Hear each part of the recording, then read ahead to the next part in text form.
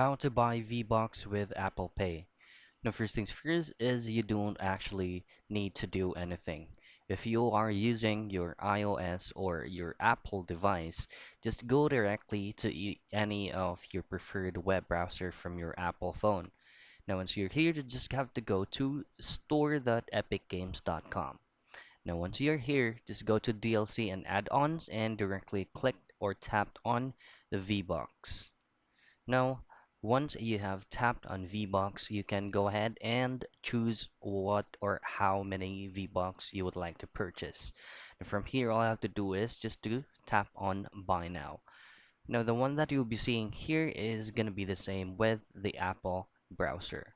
Now, once you're on your current order, as you can see, there is plenty of payment methods that you can use, like credit card, PayPal, Gcash, Razer Gold Wallet, and so on and so forth.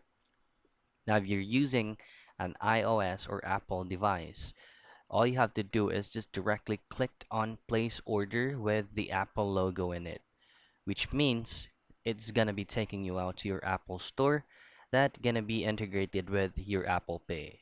So that's it. That's how quick and easy you buy a V-Box using your Apple Pay.